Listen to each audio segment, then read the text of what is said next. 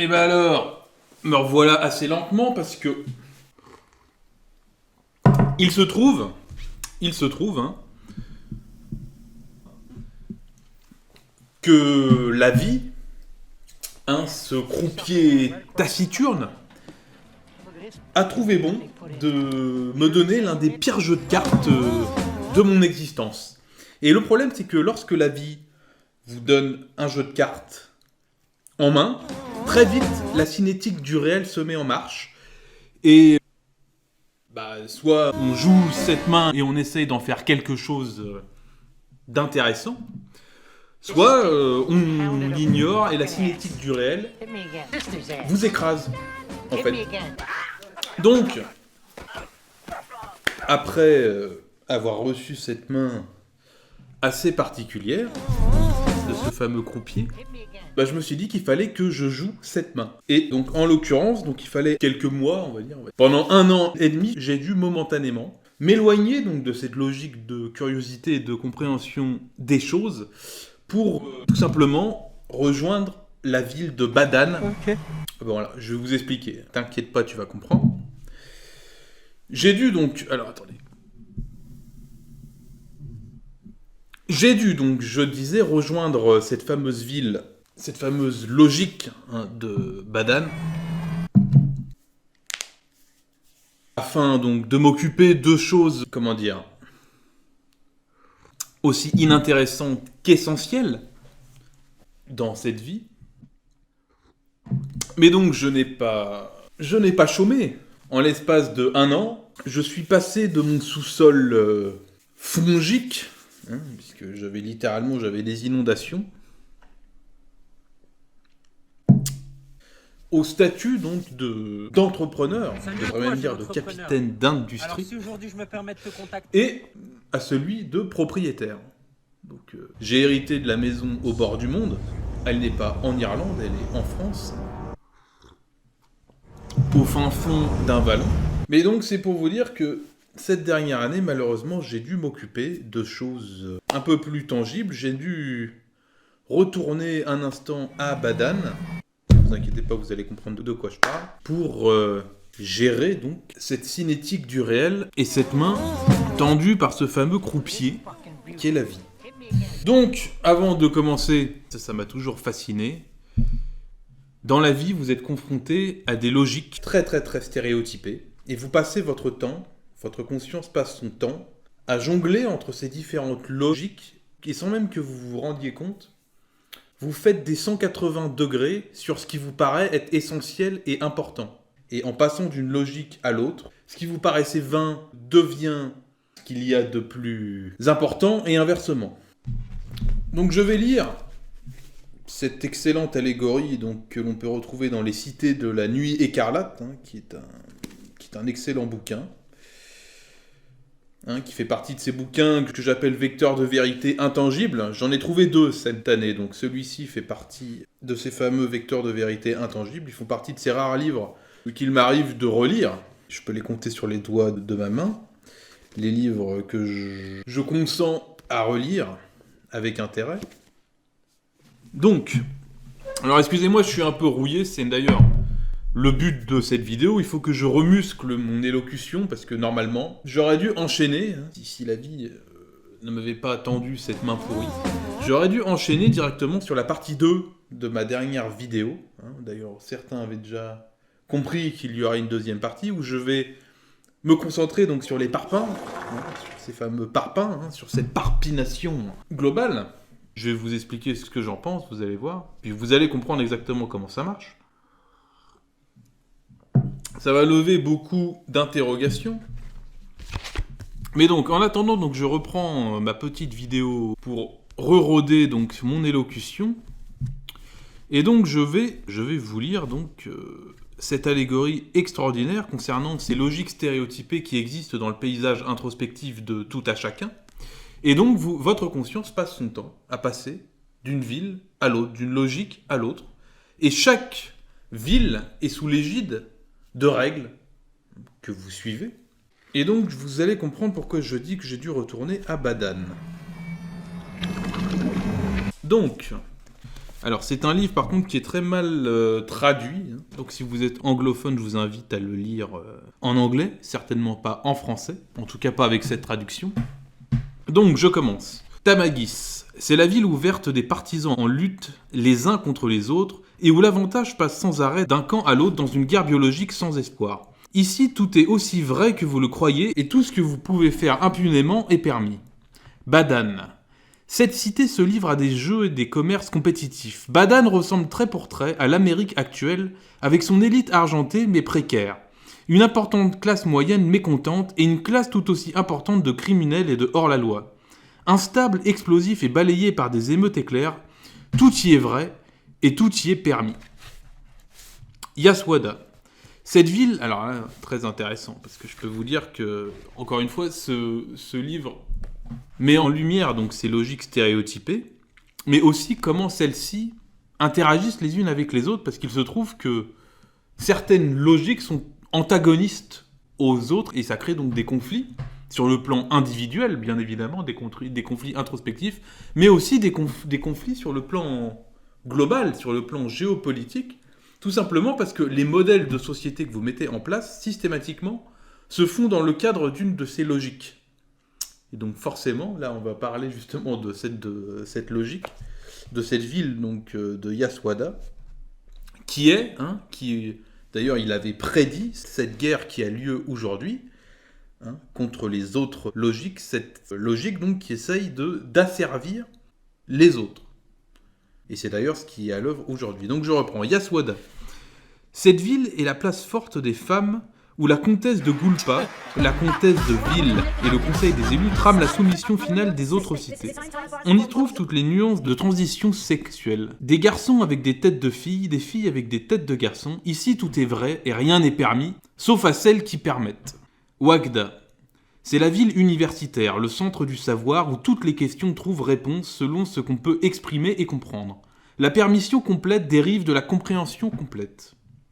Nofana et Gadis sont les villes de l'illusion où rien n'est rien et donc tout est permis. Le voyageur doit partir de Tamagis et passer par les autres villes dans l'ordre cité. Ce pèlerinage peut prendre de nombreuses vies. Donc voilà, cette allégorie est exceptionnelle. Enfin, moi j'aime beaucoup. Je vous invite d'ailleurs à lire ce bouquin qui est alors assez dur, assez compliqué à lire parce que c'est un bouquin qui est détemporalisé. Il n'y a pas de lien de causalité verticaux, tout est horizontalisé. D'ailleurs, j'en avais parlé dans ma dernière vidéo sur la fin. C'est d'ailleurs pour ça que je l'aime beaucoup. Donc c'est un bouquin qui détemporalise, donc il n'y a pas de monolien de causalité, il y a une succession d'allégories. Donc c'est assez déroutant pour ceux qui n'ont pas réussi à détemporaliser leur pensée et à penser de façon horizontale en prenant beaucoup d'éléments qu'on garde à bout de pensée. Et donc après on fait nos liens de causalité entre tous ces éléments que l'on maintient comme ça à bout de pensée. C'est comme ça d'ailleurs que se construit la réflexion conceptuelle. Mais donc c'est un bouquin très intéressant, succession d'allégories qui explore et explique les interactions entre ces différentes logiques antagonistes.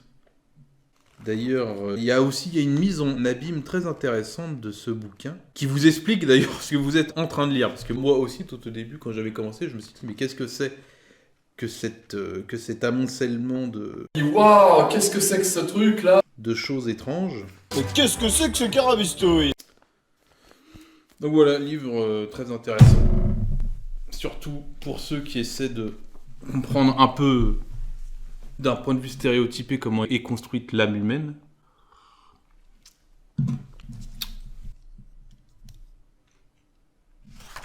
Donc voilà, maintenant vous allez comprendre, parce que je vais réutiliser donc, cette allégorie assez souvent pour synthétiser donc, certaines logiques stéréotypées.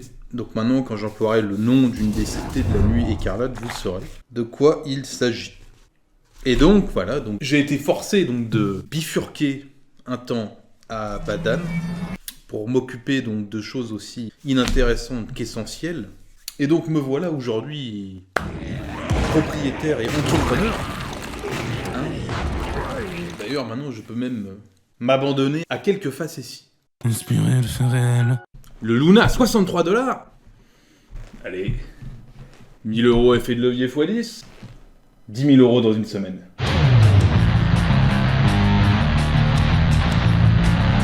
Bref, donc voilà, donc maintenant je me suis dégagé énormément de temps. J'ai donc joué cette main très particulière que m'avait donnée ce croupier taciturne. Et à mon sens, je l'ai plutôt bien joué. Donc maintenant, nous allons bifurquer vers notre sujet. Quand je parlais de logique stéréotypée, pour une fois là c'est une digression prévue, puisque nous allons parler à nouveau de nos 3 grandes rivières introspectives. Donc voilà, donc maintenant nous allons commencer à traiter notre problématique. Donc il faut savoir que ce qui vous propulse dans l'avenir, ce qui vous fait littéralement vous lever pour faire quelque chose et entreprendre, Salut à toi, comme je l'avais dit dans une précédente vidéo, c'est systématiquement la recherche d'un shoot soit de dopamine, soit de sérotonine, soit d'endorphine. J'avais d'ailleurs, que je vous lise, comme ça on ira plus vite, une petite annotation que j'avais mise à l'écrit dans ma vidéo précédente. Alors, donc c'est systématiquement l'une de ces 3 grandes rivières, parlant de la rivière de l'endorphine, de la sérotonine et de la dopamine. Donc c'est systématiquement l'une de ces 3 grandes rivières introspectives qui fait tourner votre moulin. Après, vous pouvez donc créer 1001 choses singulières avec votre moulin, mais il n'empêche que celui-ci tourne et vous propulse dans l'avenir grâce à l'une de ces 3 rivières primaires. Et chacune de ces rivières a une façon stéréotypée de faire tourner vos moulins. Donc une façon stéréotypée de tourner qui se retrouve dans toutes les choses pourtant fort singulières que vous avez créées et que vous avez entreprises. Donc encore une fois, un cerveau humain pour fonctionner correctement a forcément besoin à la fois de dopamine, de sérotonine et d'endorphine, mais au cours du temps et en particulier après l'élagage synaptique, vous allez avoir une préférence donc pour l'une de ces trois carottes qui vous font littéralement poursuivre votre existence.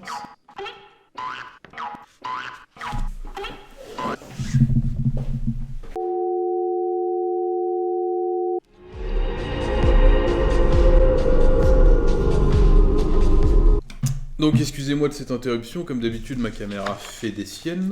Donc je disais, c'est le ressort de l'existence humaine, de la condition humaine. Tout ce que vous allez entreprendre dans cette vie a été fait sous le joug d'une recherche de l'une de ces 3 drogues.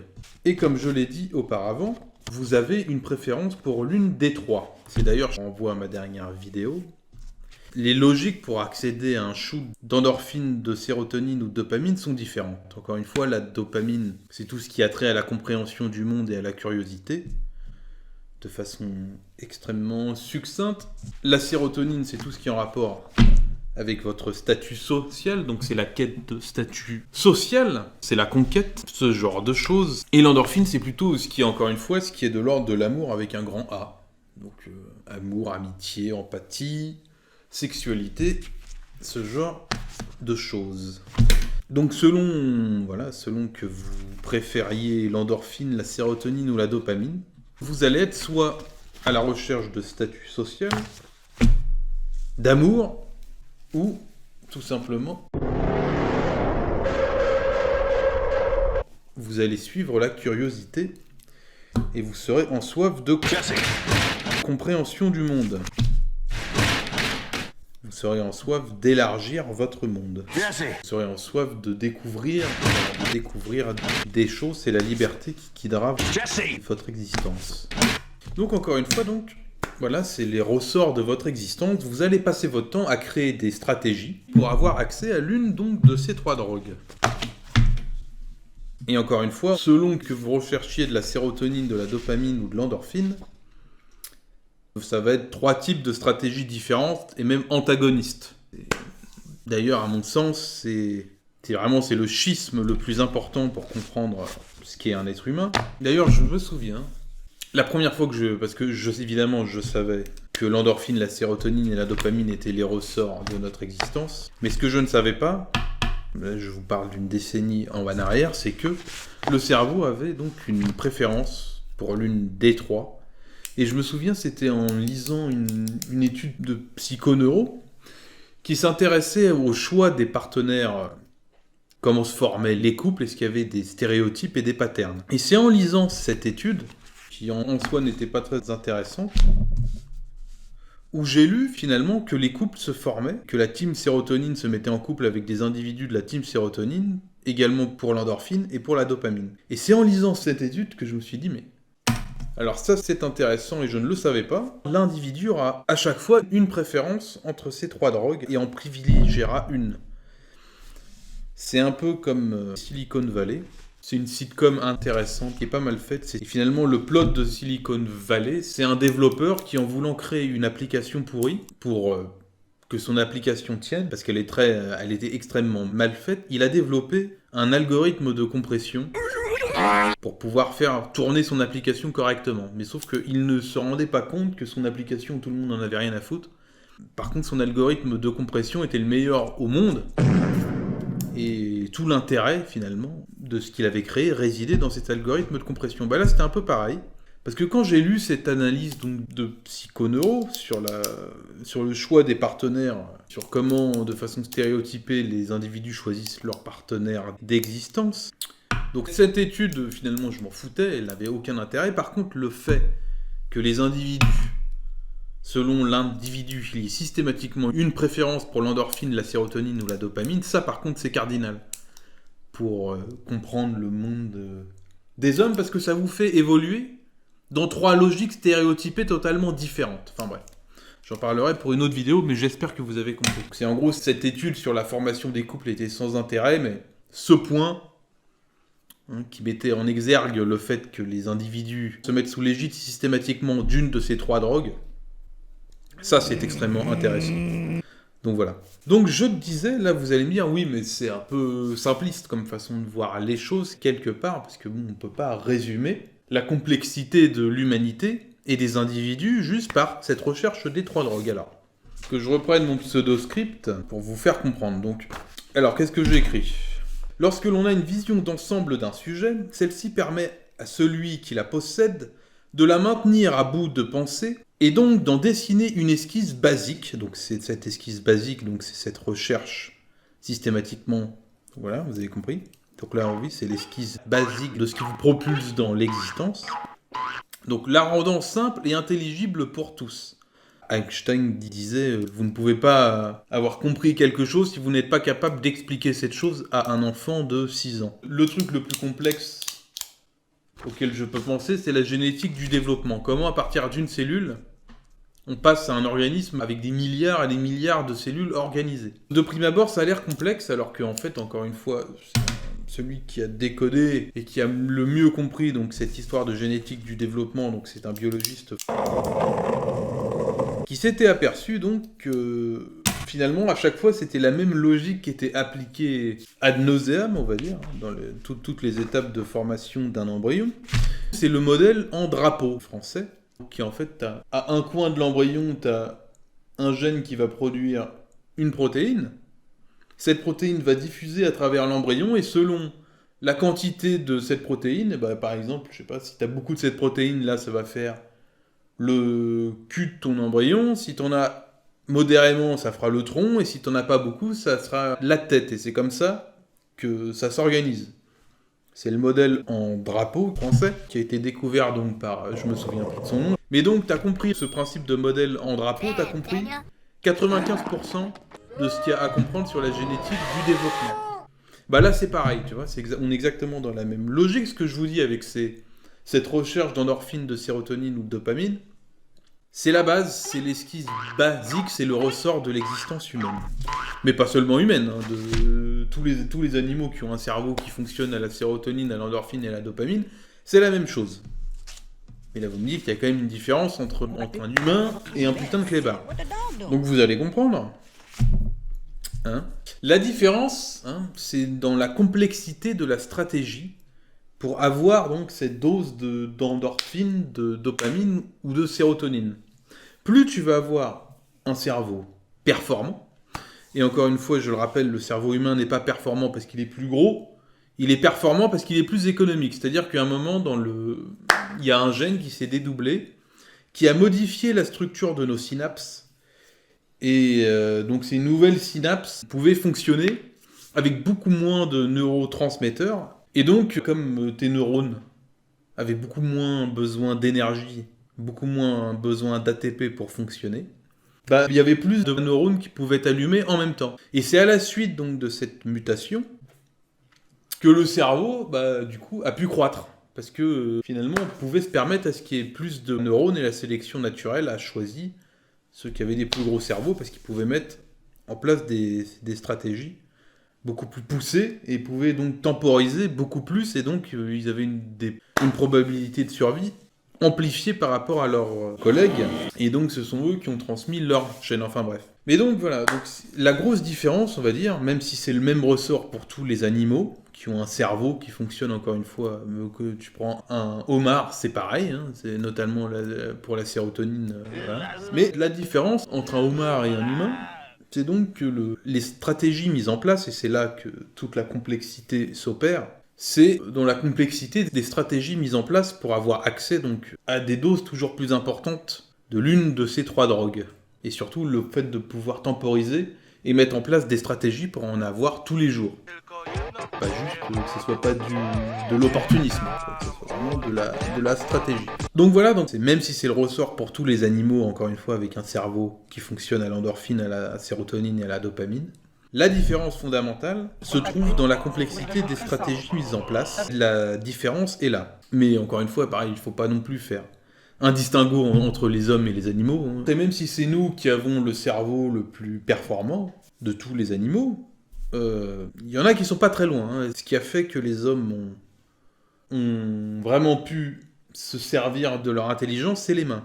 C'est parce que c'est nos mains et le pouce inversé qui nous a permis de faire passer dans le monde réel ce qu'on avait dans le monde introspectif. Il y a des animaux qui ont des cerveaux quasiment aussi balèzes que les nôtres, mais comme ils n'ont pas de périphérique, ils ont peut-être un niveau de conscience quasiment égal au nôtre, mais comme ça reste dans leur citron, on peut pas vraiment le voir. Et encore une fois, petite digression, si vous voulez savoir, si vous voulez définir le niveau d'intelligence d'un animal, c'est assez simple. Il suffit juste donc vous analysez leur cortex, donc la partie la plus supérieure du cerveau, la plus noble, la plus complexe. Et donc forcément, vous avez cortex moteur, prémoteur, somesthésique, machin. Et ce qui vous intéresse, c'est les aires corticales associatives. Donc c'est là où l'information de tous les autres périphériques s'associe. Et donc c'est là, si vous voulez, c'est les processeurs qui mettent en lien toutes ces informations. Et donc sur la surface totale du cortex, si on mettait à plat, ce qui est intéressant, c'est quel est le pourcentage de ces aires associatives par rapport à toutes les autres. Et plus ce pourcentage sera élevé, plus vous savez que vous avez affaire à un animal avec une intelligence élevée. C'est d'ailleurs comme ça, parce qu'avant c'était des moyens un peu archaïques et un peu idiots, on prenait en compte la taille du cerveau. Non, ce qui est important, c'est quel est le pourcentage d'air associatif par rapport au pourcentage global d'air du cortex. C'est comme ça qu'on s'est aperçu, par exemple, que les corvidés étaient extrêmement intelligents, parce qu'ils ont un pourcentage d'air associatif par rapport au reste qui est extrêmement élevé. Et effectivement, après, quand on a fait des études, on a pu s'apercevoir, je crois que pour les corbeaux, c'est le niveau de conscience d'un enfant de 8 ou 9 ans. Donc c'est quasi humain. C'est même pas plus que quasi humain, c'est des niveaux de conscience humains presque. Pour les corvidés, pour les dauphins, pour les poulpes et les sèches étonnamment. D'ailleurs c'est extrêmement drôle, encore une fois une petite digression. C'est vraiment l'une des caractéristiques de l'intelligence, c'est de faire des choses qui n'ont rien à voir avec la survie. Pour de la dopamine, pour la recherche de la dopamine, qui est la plus aliénante par rapport à la survie, parce que la sérotonine, c'est le statut social. Donc plus vous montez dans la hiérarchie sociale d'une espèce, plus vous avez accès forcément à des compagnes pour se reproduire, donc vous transmettez vos gènes, et l'endorphine, c'est pareil. Vous vous occupez de vos petits, en gros, et donc forcément vous transmettez vos gènes. Mais la dopamine, c'est très aliénant, parce que c'est comprendre les choses et être confronté à des choses intéressantes. Les choses intéressantes sont souvent des choses dangereuses. Et par exemple, c'est pour les pieuvres, je crois. Quand les pieuvres, on va dire, sortent de l'enfance et arrivent à l'adolescence, elles font plein de conneries. Par exemple, ce qu'elles font, c'est qu'elles cherchent des rochers où il y a des murènes. La murène, si elle la croque, ta pieuvre adolescente, elle se fait bouffer. Et qu'est-ce que la pieuvre va faire, mais juste pour se barrer, tu vois, parce qu'elle trouve la situation drôle. est intéressante, elle va attendre que la murène sorte sa tête. Par derrière, elle va se précipiter et elle va s'accrocher à la tête de la murène. Donc la murène va se débattre pour essayer de virer la pieuvre qui est accrochée à sa tête. La pieuvre adolescente va essayer de tenir le plus longtemps possible. Et quand elle en peut plus, donc là elle balance un jet d'encre et elle se planque très loin pour éviter de se faire croquer. Mais tu vois, ça sert à rien. Elles font ça juste pour se marier, tu vois.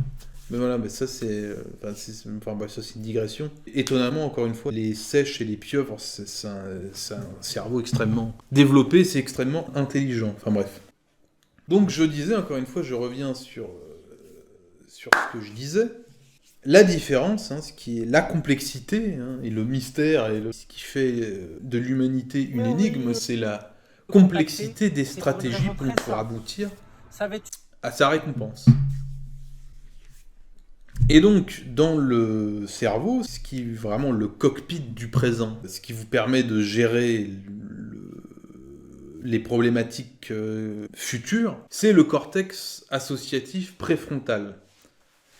Dans le cerveau, vous avez le cerveau humain, il y a 2 aires associatives, donc il y a le cortex préfrontal, qui est là, et vous avez des aires associatives médianes. Donc le cortex préfrontal, c'est le cockpit pour gérer les problématiques du présent et mettre en place les stratégies pour avoir accès à l'une de ces 3 drogues. Et aussi, encore une fois, pour fuir les événements qui pourraient vous mettre dans une situation où vous n'avez plus accès à l'une de ces trois drogues. Parce qu'encore une fois, c'est lié directement à la survie. Quand vous avez faim et que vous mangez parce que vous prenez plaisir à manger, parce que ça vous donne une décharge d'endorphine. Donc si vous crevez de faim, votre cerveau va être en manque d'endorphine et c'est ça qui va vous faire souffrir. C'est même pas physiologiquement que vous soyez en train de mourir, c'est que vous manquez d'endorphine. Voilà, donc c'est lié à la survie. Donc, ça va vous permettre de rechercher les situations où vous allez avoir accès donc, à ces drogues et à fuir celles qui vous en priveraient. Voilà. Donc ça c'est le cortex préfrontal associatif. Et le cortex, les aires associatives du cortex médian sont plus liées à vos souvenirs. Et là, c'est plus pour la réflexion conceptuelle. D'ailleurs, c'est même pas le siège de votre être, c'est le siège d'autre chose, mais on en parlera dans une autre vidéo. Donc vraiment, le cockpit pour gérer le présent et le futur immédiat, c'est le cortex associatif. Et plus il va être puissant, plus vous allez pouvoir temporiser et mettre en place des stratégies complexes et efficaces. Alors, que je check sur mon pseudo-script, donc ça c'est bon.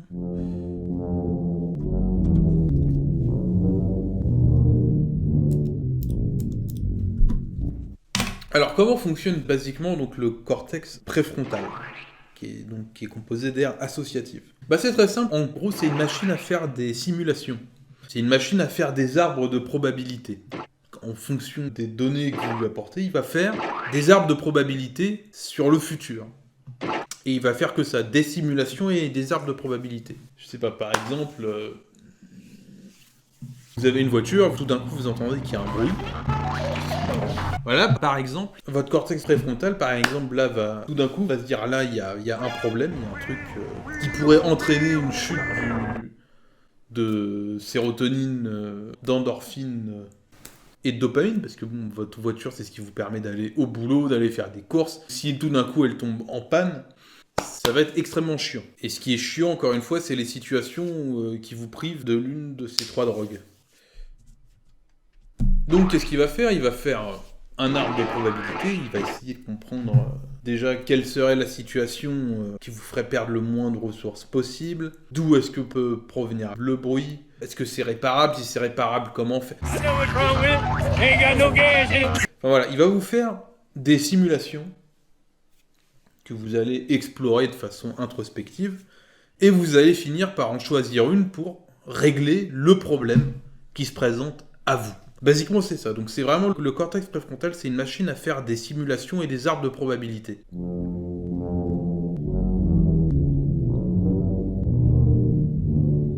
Donc, encore une fois, c'est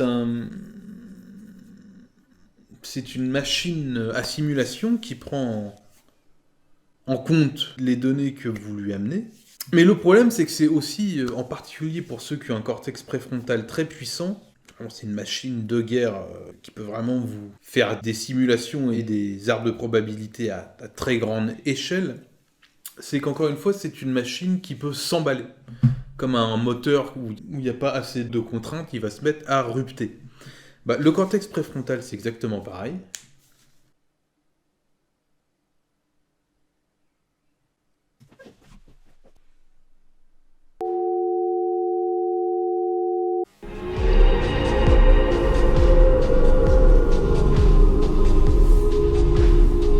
Là, je suis rouillé, putain, qu'est-ce que je suis rouillé! Donc, je le disais, c'est une machine à simulation qui est extrêmement puissante et qui peut rupter sur des problématiques à la con. Parce qu'il y a un truc qu'il faut que vous compreniez, c'est que quand le cortex préfrontal se met en marche, encore une fois, c'est le cockpit pour gérer le présent, et ces simulations doivent aboutir forcément à une prise de décision. Moi je dis Donc c'est vraiment, on est dans la réflexion concrète avec le cortex préfrontal. C'est pas de la réflexion conceptuelle, c'est pas de l'abstrait. C'est des trucs que vous allez faire dans le monde physique. Donc quand vous avez le cortex préfrontal qui se réveille et qui se met à faire des simulations sur une problématique, il vous lâchera pas, tant que vous n'aurez pas choisi une voie. Allons-y quoi. Et tant que vous n'aurez pas choisi une voie et que vous ne serez pas décidé sur la marche à suivre sur une problématique quelque part qu'il a décrétée importante pour avoir toujours accès à l'endorphine, à la sérotonine et à la dopamine, s'il mord dans une problématique qui fait un arbre de probabilité et que vous ne vous décidez pas, il vous lâchera pas. Il va continuer à faire des arbres de probabilité parce qu'il va se dire bah, c'est parce que j'ai toujours pas trouvé la bonne solution, donc je vais continuer. Et je vais continuer et il va falloir que peut-être que je travaille plus vite et plus fort. Et pour maintenir ce rythme, je vais balancer des shoots énormes d'adrénaline jusqu'à ce qu'une décision soit prise. Allons-y quoi.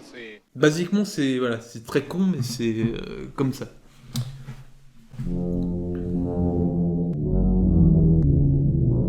Et alors, le problème, c'est encore une fois, ceux qui ont un cortex préfrontal relativement puissant, ces gens-là sont sujets à la névrose. C'est-à-dire que la moindre petite problématique va provoquer une simulation énorme, avec un panel de choix extrêmement élevé. Et ces gens-là donc ne prennent jamais de décision, et leur cortex préfrontal rupte sur ces arbres de probabilité, et ils en font comme ça sur des problématiques inutiles à l'infini. Alors là, c'est contre-instinctif. C'est un peu comme la déshydratation, c'est très con. Quand vous êtes vraiment déshydraté, vous avez envie de tout faire sauf de boire de la flotte. D'ailleurs, quand vous vous mettez à boire de l'eau quand vous êtes vraiment déshydraté, ça vous donne la nausée, vous allez peut-être même certainement dégueuler. Bah là, c'est pareil, c'est complètement contre-instinctif parce que quand votre cortex préfrontal rupte sur une problématique sur laquelle il ne trouve pas de solution et où il y a trop de choix, trop de façons de résoudre cette problématique, bah il faut relativiser et brancher votre cortex préfrontal sur une problématique supérieure. Parce que là, on se dit, oui, mais j'arrive même pas, je sais pas, j'ai une démarche administrative à faire, je crée mon entreprise, j'ai une démarche administrative à faire, donc je me renseigne, je vois qu'il y a plusieurs façons de faire, je me fais mon arbre de probabilité sur la meilleure façon pour créer mon entreprise. Alors, vu qu'en plus des simulations sur oui, mais si là ça marche pas, il faut que je rattrape comme ça. Donc voilà, votre cortex préfrontal va rupter sur une problématique à la con. En plus, vous ne pouvez pas. Sur ce genre de problématique, il faut y aller. Moi je dis allons-y. C'est en fonction des problèmes qui se présentent à vous. C'est que quand le problème se présente à vous qu'il faut réfléchir à un moyen de résoudre le problème. Il ne faut pas se créer des problèmes hypothétiques pour savoir comment les résoudre. Parce que sur les problématiques à la con, malheureusement, il y a énormément de possibilités Et donc, le cortex préfrontal va s'épuiser, on va dire, à créer des arbres de probabilité sur des trucs à la con, pour lesquels il y a trop d'incertitudes. Et donc, le réflexe à avoir, c'est d'extraire sa conscience vers une autre problématique plus noble, plus intéressante, plus grandiose qui fera passer l'autre pour un non-problème, pour quelque chose d'anecdotique. Et c'est plus facile à dire qu'à faire, parce que tout simplement, dans votre tête, vous allez dire oui, mais je n'arrive même pas à trouver une solution et je m'angoisse pour cette connerie de truc administratif. Comment, en galérant là-dessus, je peux aspirer à gérer des problèmes et avoir des pensées sur des sujets beaucoup plus grandioses. Oui, mais justement, c'est ça le problème, c'est que vous êtes dans cet état de névrose et de stress parce que votre cortex préfrontal rupte. Et il rupte justement parce qu'il n'y a pas assez de la problématique qui est trop légère. Quand votre moteur rupte, c'est parce que vous êtes sur le point mort. Ou alors c'est parce que vous êtes sur une vitesse qui est trop basse. Donc il n'y a pas assez de contraintes. Et donc le moteur s'emballe. Bah là c'est pareil, il faut chercher la contrainte. Dans des problématiques beaucoup plus élevées. Beaucoup plus importantes. Voilà, beaucoup plus nobles. Beaucoup plus... Donc voilà.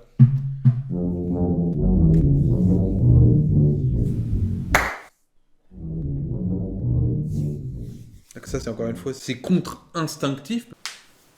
C'est un peu comme quand un processeur est trop faiblard pour la carte graphique. Il faut augmenter les graphismes. Parce que le processeur, lui, ce qu'il gère, c'est justement parce qu'il y a trop d'images, qu'il y a trop d'images par seconde, et donc il ne suit pas. Donc qu'est-ce qu'il faut faire ? Il faut augmenter la charge sur la carte graphique, comme ça fait baisser le niveau d'image par seconde. Et le processeur arrête de galérer. Alors que vous se direz, bah attendez, moi avec ces graphismes-là, ça lag, donc si je mets plus, ça sera pire. Non, c'est l'inverse. Bah là, c'est exact, on est dans la même problématique. Donc ça, c'est un moyen de s'extraire de ces ruptures de cortex préfrontal sur des problèmes de merde. Et justement, encore une fois, ça rute parce que le problème, c'est de la merde. Et comme c'est de la merde, votre cortex préfrontal vous fait des forêts d'arbres de probabilité sur le truc. Et après, bah, va faire ton choix sur l'une de ces branches-là. Non. Du coup, tu peux pas prendre deux choix parce qu'il y a trop de possibilités. Donc, c'est ça qui est paradoxal. Tu te renseignes sur le truc, ça te crée un arbre de probabilité tellement important que quelque part, après, il faut que tu tires au sort. Et quand tu tires au sort, ça veut dire quelque part, bah, il faut y aller et puis il faut voir comment vont se goupiller les trucs. Ça sert à rien de préempter. Voilà. Donc voilà, j'espère que vous m'avez compris. Qu'est-ce que je suis rouillé, putain, ça. Heureusement que j'ai pas fait ma grosse vidéo à cet instant parce que ça aurait été un carnage.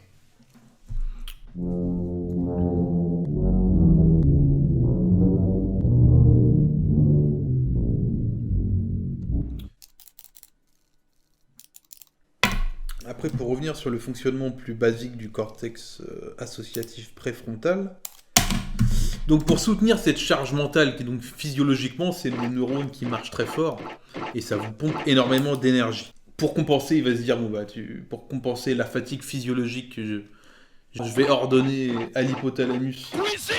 Hein, ça va créer du stress, donc ça va créer de l'adrénaline pour maintenir. Malgré la charge mentale et la fatigue physiologique, j'ai l'adrénaline qui va me permettre de continuer de trouver la solution à la problématique.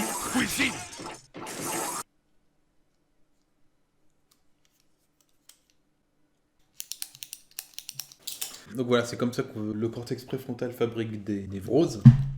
C'est quand il rupte sur une simulation qui est invérifiable dans le réel, parce qu'il y a trop de façons de gérer la chose. La chose est trop facile. Donc il y a mille et une façons de la gérer. Et paradoxalement, c'est ce qui emballe votre cortex préfrontal. C'est la préoccupation donc de problématiques sur lesquelles nous n'avons pas d'emprise. Parce qu'encore une fois, il y a trop de variables à prendre en compte et les simulations et les arbres de probabilité deviennent trop chronophages et difficiles à maintenir à bout de pensée parce qu'il y a trop de branches. Il y a trop de façons de gérer le truc et donc le cortex préfrontal s'épuise. Donc pour compenser, donc il y a création d'un grand stress, forcément, parce que ça va être perçu comme un danger imminent.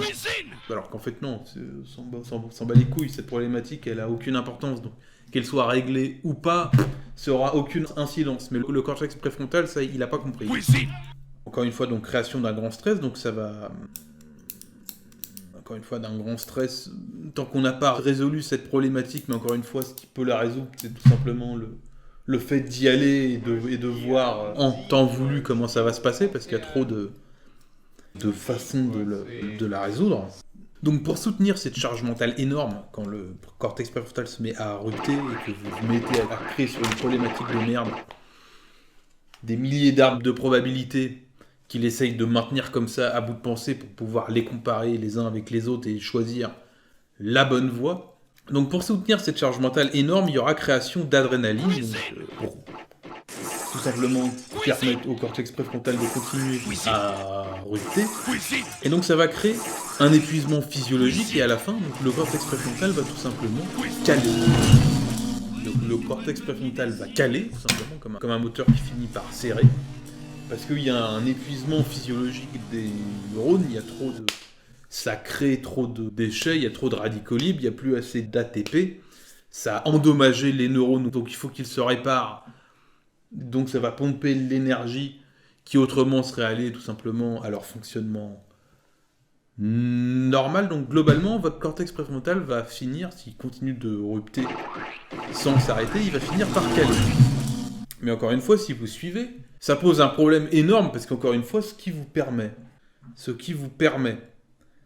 de naviguer et de vous projeter dans l'avenir, parce qu'encore une fois, les ressorts de votre existence, c'est la recherche d'endorphines, de dopamine, de sérotonine, et la porte qui vous permet d'avoir accès à l'une de ces trois drogues, c'est votre cortex associatif préfrontal qui vous la crée. Donc s'il est calé, tout d'un coup, vous n'avez plus accès aux chemins qui vous permettent d'avoir de l'endorphine, de la sérotonine ou de la dopamine. Et oui, mais là, ça pose un problème énorme, en fait, parce que du coup, vous vous retrouvez bloqué dans un présent insupportable que vous vivez à la seconde, sans aucune perspective de rien, en fait. Et d'ailleurs, c'est le principe de la dépression, c'est le cortex préfrontal qui cale, et vous vous retrouvez bloqué dans un présent insupportable, et vous n'avez plus aucun moyen de créer des routes pour avoir accès à ce qui vous propulse, encore une fois, dans l'avenir. Et là, ça devient très problématique, parce qu'à ce moment-là, donc, vous rentrez en dépression, et finalement, quand vous êtes bloqué dans un présent comme ça, à la seconde, dans lequel vous n'avez plus aucune perspective d'avoir accès à ce qui rend l'existence, ce qui rend l'existence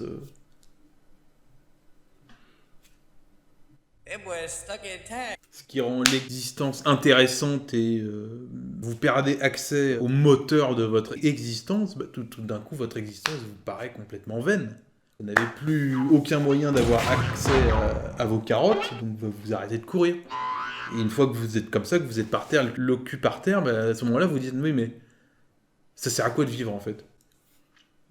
Et à ce moment-là, quand vous êtes bloqué dans ce présent insupportable avec les voies pour avoir accès à de l'endorphine, de la sérotonine ou de la dopamine qui disparaissent, à ce moment-là, il faut trouver une porte de sortie, en fait. Et la porte de sortie, donc, c'est le sens.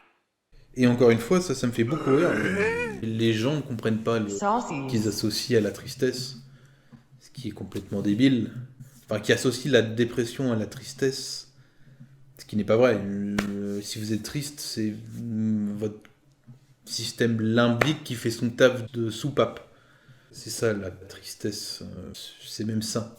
Quand vous êtes en dépression, votre cortex préfrontal a calé, vous n'êtes plus triste, vous êtes complètement apathique. Vous devenez...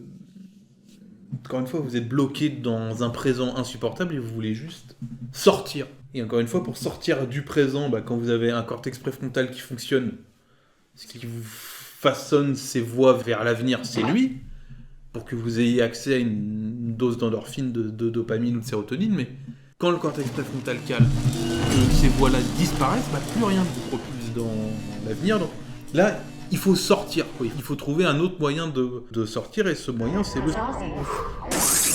Et donc, pour les gens en pleine dépression, et ceux qui finissent donc par choisir cette porte de sortie, ce n'est pas quelque chose qui est réfléchi. C'est pas quelque chose qui a été prémédité. C'est... comment dire ? C'est par opportunisme, quelque part. C'est ça que les gens comprennent pas. C'est par opportunisme que les gens déprimés se... C'est tout simplement, ils sont bloqués dans ce présent insupportable, dans une existence qui n'a plus sens. Votre moteur pour vous propulser dans l'avenir est calé. Vous n'avez plus accès à ce qu'il vous faut d'endorphine, de sérotonine et de dopamine pour que votre cerveau fonctionne correctement. Et donc, à ce moment-là, donc vous êtes dans ce présent insupportable. Et si jamais tout d'un coup vous voyez une porte de sortie, vous allez la prendre. Et c'est d'ailleurs pour ça que, par exemple, dans les pays où les gens sont armés, ont des armes à feu chez eux, les taux sont beaucoup plus importants. Parce que cette arme à feu est une porte de sortie. Et quand quelqu'un tombe en dépression, imaginons, donc encore une fois, parce qu'il a fait caler son cortex préfrontal, il va tout simplement, avant que le cortex préfrontal ait eu l'occasion de se régénérer et de repartir, donc avant que le cortex préfrontal ait eu l'occasion donc, de repartir, et d'à nouveau vous créer ces portes immédiates sur l'avenir qui vous permettent de naviguer et de rendre votre existence intéressante et valant la peine d'être vécue, avant donc que le cortex préfrontal ait eu l'occasion de repartir, le déprimé va saisir cette opportunité, tout simplement, d'écourter son existence pour sortir de ce présent insupportable. Et donc il va prendre son fusil et puis il va se tirer une balle dans la tête. Chose qu'il n'aurait pas fait s'il n'y avait pas de fusil chez lui.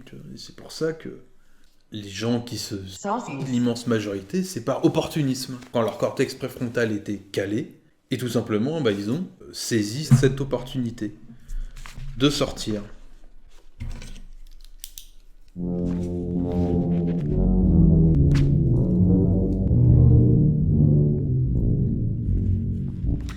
Et donc là, je vais vous donner un exemple, mais là, un exemple intéressant. Un exemple extrêmement intéressant que vous connaissez tous, mais moi, par contre, vous ne comprenez pas la cinétique qui a amené à cet événement, mais pour moi, c'est totalement compréhensible, extrêmement facile à comprendre.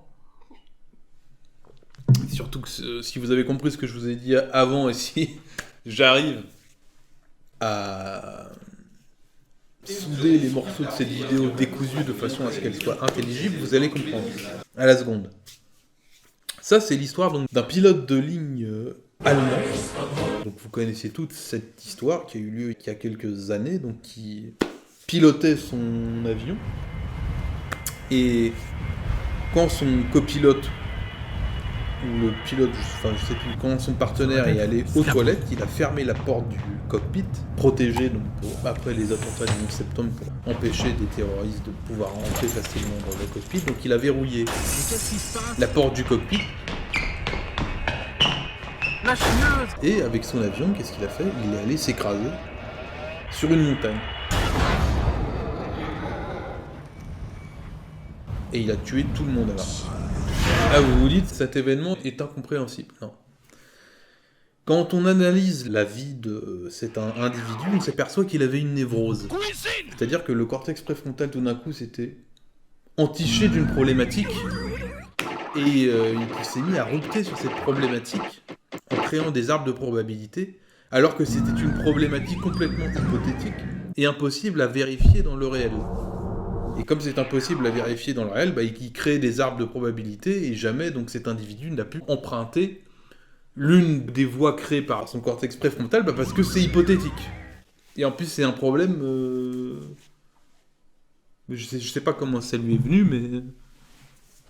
Donc ce problème, quel était-il ? Ce problème, c'est qu'il était persuadé qu'il était en train de devenir aveugle, qu'il était en train de perdre la vue. Et forcément, le cortex préfrontal s'est entiché de cette problématique, et tout d'un coup, il s'est dit, mais du coup, si je deviens aveugle, comment je vais assumer mon existence ? Et donc, il s'est mis à faire des arbres de probabilité, mais comment je vais gérer ça ? Ça, c'est tout malin. Et donc, il s'est complètement fait bouffer par sa névrose. Son cortex préfrontal a rupté sur cette problématique hypothétique et impossible à vérifier, jusqu'au moment où il a calé. Et ce moment, malheureusement, son cortex préfrontal, visiblement, a calé un peu avant donc cette catastrophe. qu'est-ce qui s'est passé? Donc, son cortex préfrontal a rupté sur cette problématique farfelue et impossible à vérifier jusqu'à Calais.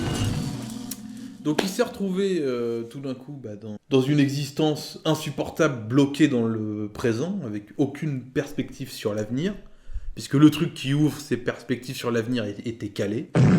Et donc qu'est-ce qu'il a fait? Par opportunisme, quand les événements, quand son partenaire est allé aux toilettes, Ça va être scabreux. tout d'un coup il s'est dit je suis seul dans cet avion. Il y a les montagnes qui sont juste là. Si je pique sur les montagnes, c'est ma porte de sortie pour mettre un terme à cette existence horrible, qui ne fait plus sens. Donc qu'est-ce qu'il a fait? Il a saisi par opportunisme cette opportunité et il est allé mettre fin à son existence insupportable. Chose qui est dommage parce que si il n'y avait pas eu cette opportunité, La grosse comédie.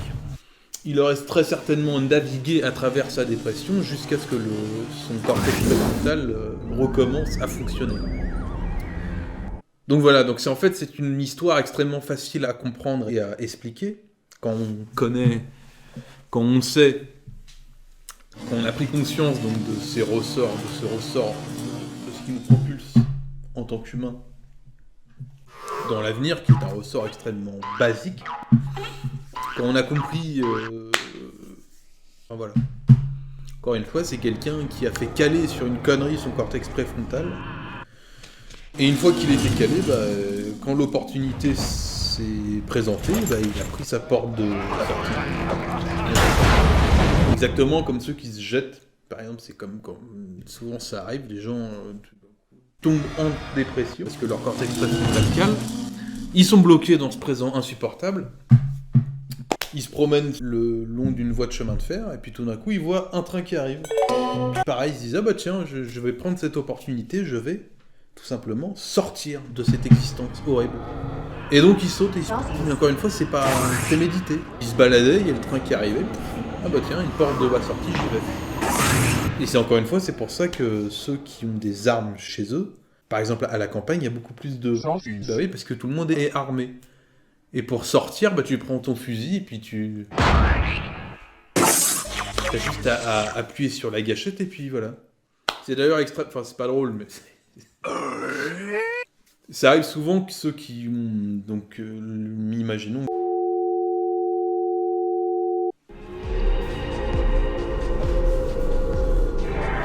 Encore cette merveilleuse caméra.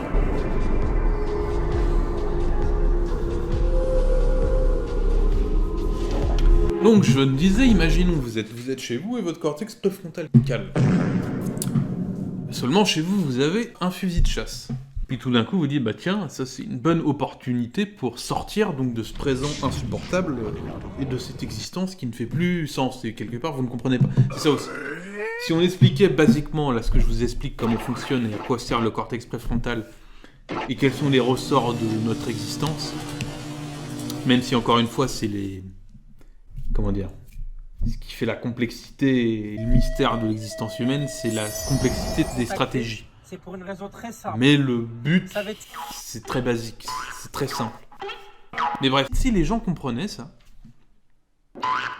ils arriveraient à repérer quand leur cortex préfrontal cale, et déjà ils comprendraient ce qui leur arrive, même si ça n'enlèverait rien à leur souffrance, mais ils comprendraient ce qui leur arrive. Et ils sauraient qu'il faut juste attendre. Et encore une fois, c'est assez contre-instinctif parce que pour faire repartir un cortex préfrontal calé, il faut entreprendre des trucs au pif. Je sais pas, j'ai juste envie de rester dans mon lit à rien foutre. Non, il faut que je sorte de mon lit, que j'aille, je sais pas, je vais me balader, je tire à pile ou face, je vais aller à la concession. Il faut entreprendre par soi-même. Alors qu'on n'a aucune envie de le faire. Et en faisant ça, c'est comme ça que vous faites repartir votre cortex préfrontal. Après qu'il se soit reposé, évidemment. Parce qu'encore une fois, il n'a pas calé sans aucune raison, même s'il y a des... Comment dire... Il y a des facteurs génétiques, parce que le... Comment dire, c'est simple. Un neurone, comment ça fonctionne? T'as des canaux potassiques... qui se dépolarisent. Quand ça arrive à la fin du neurone au niveau du bourgeon synaptique, ça active des canaux ioniques calciques voltage dépendants. Et quand ça s'active, ces canaux-là s'activent, c'est ce qui déclenche la libération du neurotransmetteur dans la synapse. Et il y a des mécanismes pour éviter les surcharges. Tu fais une crise d'épilepsie, basiquement c'est ça, c'est une surcharge. Il y a trop de synapses allumées en même temps. Donc il y a des mécanismes de contrôle pour éviter qu'il y ait trop de neurotransmetteurs qui soient libérés, donc qui vont, si tu veux, qui vont amoindrir le signal. Ou alors même qui vont contrecarrer quand le canal ionique calcique s'active. T'as un truc qui va annuler le déclenchement du neurotransmetteur. Enfin bref. Il y a plein de mécanismes comme ça, c'est toujours comme ça dans le vivant. Il y a des trucs qui rétro-contrôlent des machins. Et pour certains individus, ils ont ces mécanismes de rétro-contrôle qui marchent trop bien. Donc naturellement, ils ont une tendance à avoir moins de neurotransmetteurs qui relâchés dans la synapse, donc ça a tendance à amoindrir toute l'activité finalement de leur cerveau, parce qu'ils ont ces mécanismes de rétro-contrôle qui marchent trop bien. Et ces gens-là tombent en dépression beaucoup plus facilement, et c'est beaucoup plus dur de faire repartir leur cortex préfrontal, parce que naturellement déjà ils ont des neurones qui fonctionnent sur la réserve, qui ne libèrent pas beaucoup qui libèrent moins de neurotransmetteurs dans les synapses, et donc du coup ça a moins de chances de faire passer enfin bref, c'est un sujet complexe. Si je commence à détailler, cette vidéo va durer 15h30 je pense. Enfin bref, donc imaginons on reprend notre simulation. C'est quelque chose qui arrive extrêmement souvent, et encore une fois c'est facile à comprendre, les gens ne comprennent pas. Moi je vais vous expliquer comme ce qui s'est passé avec ce pilote allemand qui s'est écrasé sur une montagne pour des raisons extrêmement logiques. Pour ceux qui comprennent basiquement comment fonctionne le cerveau. Donc c'est déjà encore une fois, donc leur cortex préfrontal cale, donc ils calent, donc ils sont déprimés, donc ils n'ont plus aucune voie d'accès sur l'avenir. Parce qu'encore une fois, ce qui vous fait vous lever et vous fait faire des trucs, c'est la recherche d'endorphine, de dopamine, de sérotonine, ou l'évitement d'une situation qui pourrait vous priver d'endorphine, de sérotonine ou de dopamine. C'est pour ça que personne n'a envie d'aller en prison. Parce qu'en prison, déjà c'est pas très intéressant. Vous allez être confronté à des gens pas très sympathiques. Enfin bref, vous m'avez compris. Donc voilà, donc le cortex préfrontal cale. Donc bloqué dans un présent insupportable, qui ne fait plus sens, une existence qui n'a plus aucun intérêt, puisqu'on perd de vue comment avoir accès à ces doses d'endorphine, de dopamine ou de sérotonine, puisque le truc qui encore une fois, qui vous crée les chemins pour y avoir accès ne fonctionne plus, ou presque plus. Donc qu'est-ce que vous faites ? Vous êtes chez vous, vous êtes armé, vous avez un fusil de chasse, donc qu'est-ce que vous faites ? J'en ai marre, je prends mon fusil de chasse et je me tire une balle dans la tête. Sauf qu'il y a beaucoup de gens qui se foirent et qui, au lieu de s'arracher le tronc cérébral, vont juste, mal avec l'inclinaison du canon, vont s'arracher le visage. Ils vont s'arracher la gueule, le nez, les yeux, donc à la fin, c'est extrêmement courant. Donc ces gens-là survivent. Ils sont pris en charge, on les rafistole. Donc ils finissent évidemment, ils n'ont plus de visage déjà de une. En plus souvent ils n'ont plus de langue, donc basiquement c'est quand même une existence un peu particulière, quoi. Tu deviens aveugle et tu peux plus bouffer, quoi. Enfin si, tu peux bouffer, mais t'as plus de plaisir à manger parce que tu perds l'odorat et le sens du goût, parce que t'as plus de langue et t'as plus de... Tu t'es fait éclater les sinus. Et bizarrement, ces gens-là, une fois soignés, ils arrêtent d'essayer de se... Ils reprennent leur vie, ils reprennent leur existence. Et là, tu dis, mais c'est quand même bizarre. Ces mecs qui ont essayé de se suicider, qui se retrouvent dans une situation infecte, tout d'un coup reprennent une existence et refont des projets, des machins, et puis ils n'ont plus envie de se suicider. Bah oui. Pourquoi ? Parce que pendant qu'on les a soignés, qu'ils étaient à l'hôpital, Ça leur a donné le temps, ça a donné le temps à leur cortex préfrontal de recommencer à fonctionner.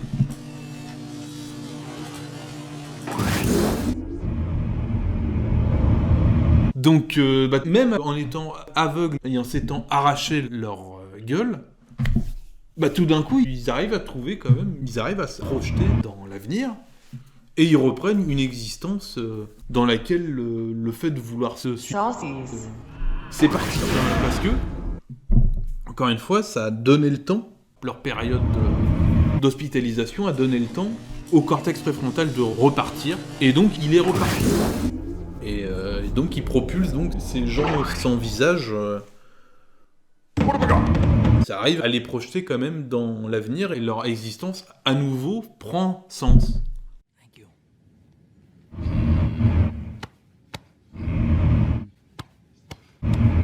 Mais c'est vrai que c'est assez... Quand on analyse ça sans comprendre ce que je vous ai dit, c'est assez bizarre. Tu te dis, mais les mecs ont essayé de se suicider, maintenant ils ont encore moins de raisons de vouloir continuer de vivre, et puis tout d'un coup, ils reprennent goût à l'existence.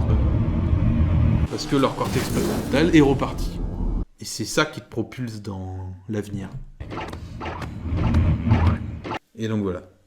Mais c'est extrêmement courant, ça, des gens qui se foirent... qui foirent leur... qui deviennent cul-de-jatte, aveugles, flinguent une partie de leur cerveau avec les médicaments, enfin... Puis tu les vois, non, c'est bon, c'est terminé, j'y vais.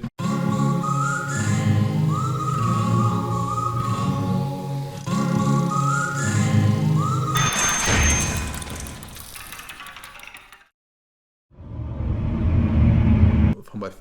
En fait, c'est extrêmement logique. Parce qu'encore une fois, ils ont essayé de se suicider par opportunisme, ils se sont foirés. Et leur cortex préfrontal, parce qu'il finit toujours par repartir. Leur cortex préfrontal est reparti, puis voilà, ils les voies pour avoir accès à des doses d'endorphine, de sérotonine et de dopamine sont réapparues dans leur monde. Donc, ils ont décidé de continuer à l'arpenter. Donc voilà. C'est aussi, encore une fois, pour revenir, donc, si vous vous souvenez de ce que je vous avais dit, je vous ai dit que, paradoxalement, ceux qui avaient le plus de problèmes avec leur cortex préfrontal et avaient des problèmes de névrose étaient ceux qui avaient un cortex préfrontal trop puissant, qui avaient tendance à rupter sur des conneries et donc à se caler. Mais ça, encore une fois, c'est quelque chose qui est connu depuis très longtemps, et c'est d'ailleurs pour ça, fut un temps où on faisait des lobotomies transfrontales. La lobotomie transfrontale, c'est quoi ? C'est justement ces gens qui ont donc cette problématique de rupture de cortex préfrontal trop puissant qu'ils n'ont pas réussi à apprivoiser. Donc qui régulièrement leur font connaître des névroses effroyables, suivies de périodes de dépression suite au calage de ce cortex préfrontal. Donc qu'est-ce qu'on faisait ? On prenait un pic, on foutait une énorme tarte à leur cortex préfrontal, et ainsi avec, avec 60%, avec même plus, 60-70% de leur cortex préfrontal flingué, tout d'un coup, ce moteur surpuissant qui ruptait, sur des conneries, même sur ces mêmes conneries, il y a juste ce qu'il faut, il a perdu en puissance, donc du coup il arrête de rupter sur les conneries. Donc forcément, les gens sont plus cons, beaucoup plus cons. Leur niveau de conscience baisse de façon effroyable. Mais paradoxalement, c'est pour ça que je dis paradoxalement, je ne défends pas cette pratique, les lobotomies frontales ont sauvé beaucoup de gens qui, autrement, auraient fait caler leur cortex préfrontal à rupter sur des conneries et ce serait suivi par opportunisme dans cette phase de cortex préfrontal calé. Et paradoxalement, encore une fois, ce pilote allemand, qui s'est écrasé avec son zinc sur une montagne, Lufthansa.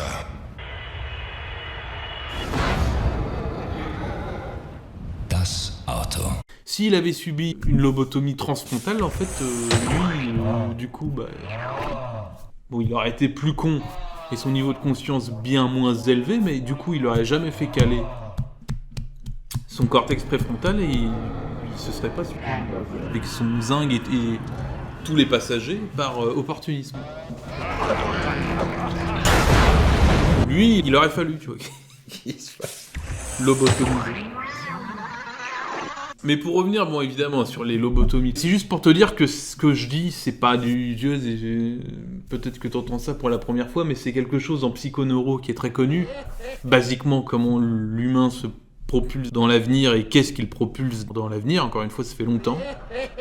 On sait que c'est le cortex préfrontal, qui sert de cockpit du présent et de machine à simulation pour t'aiguiller dans l'existence, pour essayer de te guider vers une existence qui te fournira un maximum de l'une de ces trois drogues.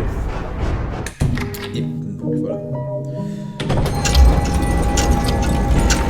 Et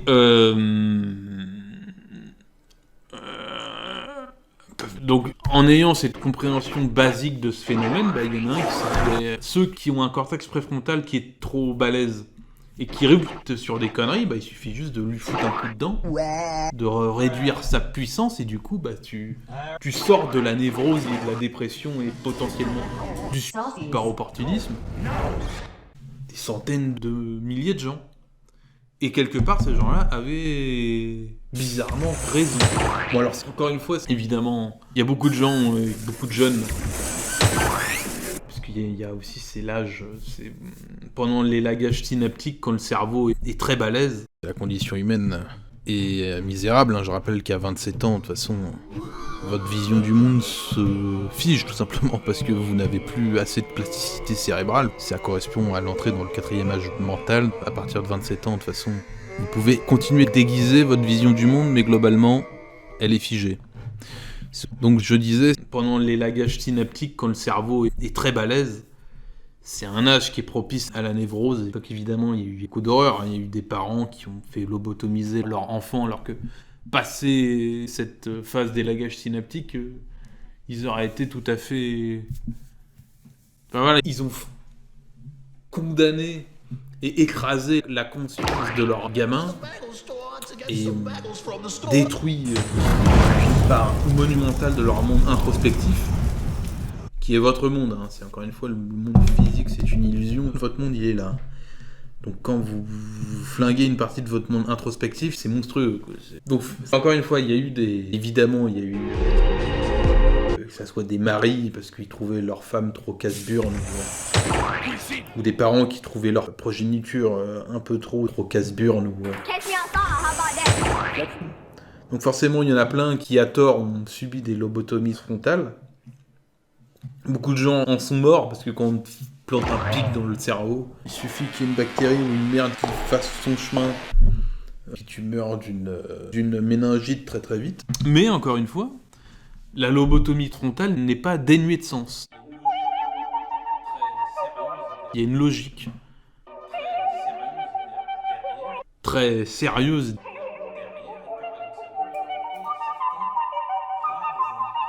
Derrière, et paradoxalement, encore une fois, il y a certains rares individus pour qui cette lobotomie, non seulement a sauvé leur vie, mais certainement la vie des gens qu'ils ont côtoyés. Par exemple, encore une fois, ce pilote allemand avec une lobotomie transfrontale, ça serait mieux passé. De toute façon, pour terminer sur la lobotomie, c'est dès que la psychiatrie rencontre la chirurgie, Arrête de sourire. dès que la psychiatrie et la chirurgie se rencontrent, ça donne naissance à une abomination. Suivez mon regard, je pense que certains un peu plus éveillés, un peu plus attentifs ont compris où je voulais en venir, mais à chaque fois que la psychiatrie psychologisante, je vais dire, parce que normalement la psychiatrie et la psychologie, c'est deux choses assez distinctes.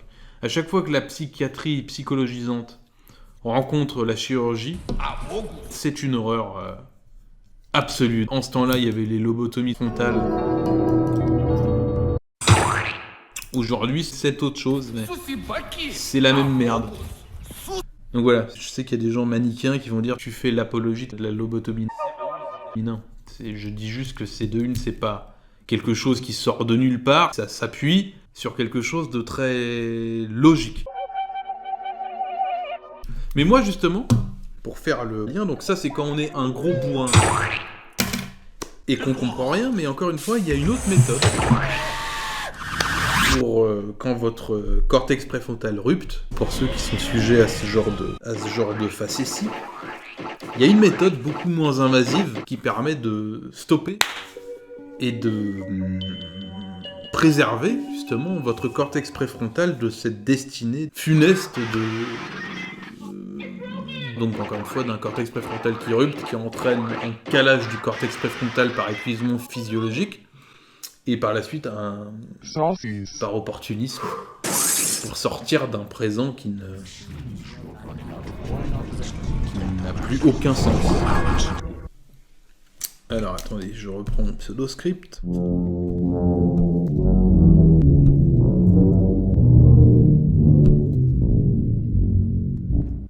Ah là, bah tiens.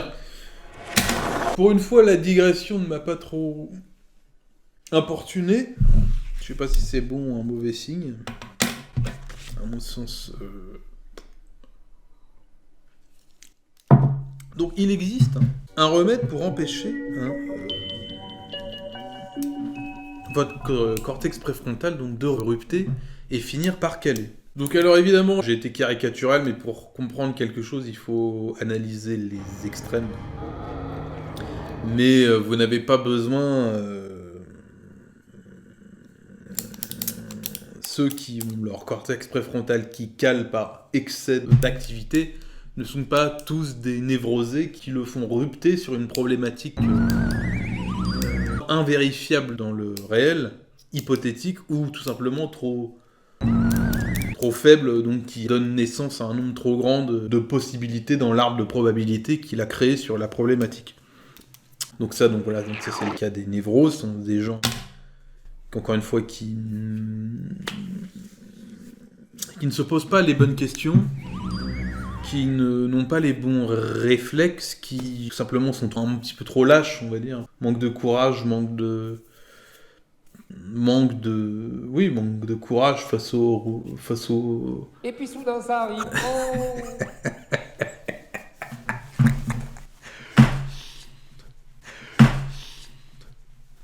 Face aux facéties, face à ce que peut nous réserver le réel, face à tous les petits dangers et les petits trucs que nous balance le réel, donc on veut absolument tout contrôler, que tout soit verrouillé, pour être sûr qu'on va faire quelque chose, on suit à la lettre la feuille de route que notre cortex préfrontal à façonner pour nous, mais le réel, ça ne rentre pas comme ça. Il faut pas y aller les yeux bandés comme un téméraire, mais il faut pas non plus vouloir tout prévoir et tout préempter, tout ce qui pourrait arriver, parce que c'est pas possible. Vous allez juste, encore une fois, vous créer une névrose et faire caler votre cortex préfrontal. Encore une fois, par manque de philosophie, par lâcheté, et tout simplement parce que vous avez un cortex préfrontal trop puissant par rapport aux problématiques. Enfin voilà, donc ça c'était vraiment pour le cas des névroses. Mais vous n'avez pas besoin de névrose pour faire caler votre cortex préfrontal. Il suffit juste, par exemple, si vous êtes, je sais pas, si vous êtes capitaine d'industrie, si vous avez des responsabilités énormes, que vous devez gérer une boîte, vous devez gérer votre famille, vous devez gérer un pays, je sais pas.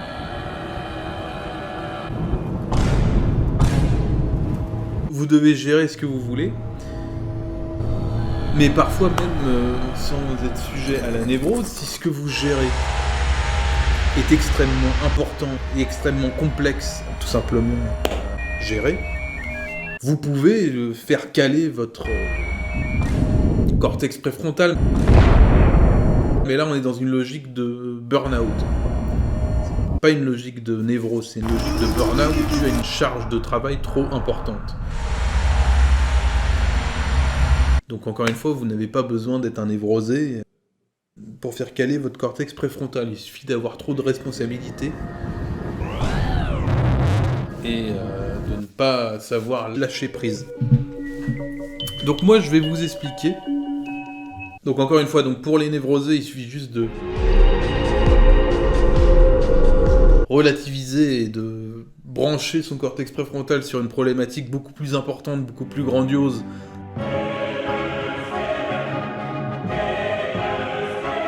Pour se sortir de ce piège. Mais pour la logique de burn-out, ça ne marche pas. Parce que votre cortex préfrontal n'a pas mordu dans une problématique illusoire. Donc il a mordu dans une vraie problématique, et le problème c'est que cette problématique, vous l'avez en tête en permanence et elle est tellement difficile à gérer que vous ne la lâchez jamais. Moi je vais vous expliquer comment faire pour apaiser, pour faire lâcher votre cortex préfrontal sans... donc après forcément il y a des façons, donc la lobotomie c'était un truc de bourrin où physiquement vous foutez une claque, mais le problème c'est qu'il lâche, mais après il reprendra jamais, enfin en tout cas pas au même niveau. Vous avez la solution de facilité avec les antidépresseurs, les somnifères et tout ce qui est opiacé. Forcément, c'est chimiquement, encore une fois, le cerveau, c'est une mécanique. Mécanique qui est basée sur le déplacement d'ions, la libération de neurotransmetteurs. Donc si vous foutez un truc qui bloque le fonctionnement normal des synapses, pareil, c'est un peu comme une lobotomie réversible, si vous voulez. Mais ça, c'est la facilité, puis en plus, il y a de l'accoutumance, parce que forcément, imaginons quand vous prenez donc des choses qui atténue chimiquement donc le fonctionnement par exemple d'une synapse. Imaginons, c'est une substance, donc vous avez la synapse, le côté de la synapse qui libère le neurotransmetteur, et l'autre côté de la synapse où le neurotransmetteur vient se fixer sur des récepteurs, et c'est donc une fois que ça se fixe sur les récepteurs, ça fait reprendre le signal. Donc imaginons que vous preniez une substance qui a la faculté de vous avez la synapse de se fixer sur les récepteurs de la synapse, donc forcément quand le neurotransmetteur se libère, après il peut plus se fixer sur les récepteurs parce qu'il y a un truc qui le bloque.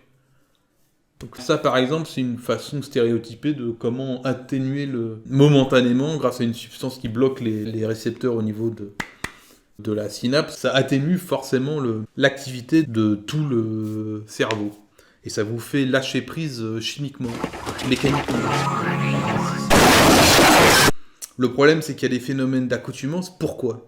Imaginons que donc vous prenez régulièrement un truc qui empêche donc les neurotransmetteurs d'aller se fixer de l'autre côté. Qu'est-ce qui va se passer ? En fait, il va y avoir un phénomène d'accoutumance parce que physiologiquement, les neurones vont comprendre qu'il y a un truc qui marche pas, donc ils vont se dire bon. Qu'est-ce que c'est que ce carabistouri ? Ce qu'on va faire, c'est qu'on va augmenter le nombre de récepteurs de ce côté-là de la synapse. Donc qu'est-ce qui va se passer ? Il va se passer que quand tu vas prendre ton machin qui bloquait tes récepteurs, comme des récepteurs maintenant il y en a 2 fois plus, en fait ça va rétablir un fonctionnement normal de ta synapse même quand tu es sous ta substance chimique qui te bloquait tes récepteurs. Et c'est même extrêmement grave parce que donc il s'est adapté... En compensant, donc, tes neurones se sont adaptés à la présence de cette entité chimique. Donc, en présence de cette entité chimique, maintenant, il fonctionne correctement comme il fonctionnait. Et le jour où tu vas arrêter donc, de prendre cette substance chimique, tu vas te retrouver avec une synapse où il y a 2 fois plus maintenant de récepteurs. Donc, quand tu vas arrêter de prendre ta substance qui te calmait, qui maintenant ne te fait plus d'effet, ça va faire l'inverse. Ce qui fait que maintenant que tu as 2 fois plus de récepteurs pour la même quantité de neurotransmetteurs, ça va amplifier de façon monumentale le signal. Et ça va être des niveaux de stress, ça va même peut-être t'emmener jusqu'à l'épilepsie. Par exemple, pour les alcooliques. Les sanctions économiques et financières sont même d'une efficacité redoutable. C'est exactement ça.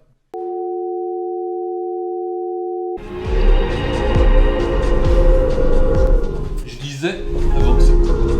Pour les alcooliques, Nous allons livrer une guerre économique et financière totale à la Russie. c'est exactement ça. L'alcool va foutre le bordel dans ta synapse et boucher des récepteurs. Nous allons donc provoquer l'effondrement de l'économie. Pour compenser, dans tes synapses, il y aura plus de récepteurs. Et à la fin, t'as des mecs qui sont capables de boire une bouteille de Sky tous les jours et ils seront normaux. Parce que pour compenser ce truc qui vient foutre des bâtons dans les roues de ta synapse, bah maintenant il y a 2 fois plus de récepteurs. Et donc le jour où il s'arrête de boire, il se retrouve avec des synapses où il y a trop de récepteurs et quand le neurotransmetteur est balancé dedans, et bah ça amplifie ce neurotransmetteur et ça crée des surcharges. Et c'est pour ça que les alcooliques, les vrais alcooliques, Nous allons livrer tu les empêches pas de boire du jour au lendemain parce que tu les rends épileptiques et ils peuvent crever. Parce que ça leur fait des surcharges tellement énormes que ça peut se barrer en crise d'épilepsie. C'est pour ça qu'il y a des médicaments justement pour brider il faut y aller soit de façon dégressive et très progressivement, soit il faut donner un médicament qui prendra le rôle de l'alcool. Enfin bref. Donc encore une fois, c'est une très mauvaise idée d'avoir recours à des somnifères ou des antidépresseurs ou ce que tu veux, ou de l'alcool, Nous allons donc provoquer qui vont chimiquement faire le boulot parce qu'il y aura un phénomène d'accoutumance. Et ce phénomène d'accoutumance, qui est en gros où tes synapses vont recommencer à fonctionner normalement en présence du truc que tu prends, bah, le jour où tu le prendras plus, voilà, t'auras un gros problème. Parce que physiologiquement, il y aura eu accoutumance. Et pour fonctionner normalement, bah, il y a besoin maintenant de ce machin. Enfin bref, donc je vais te donner une autre méthode. Déjà qui est plus basée, uniquement sur la pensée.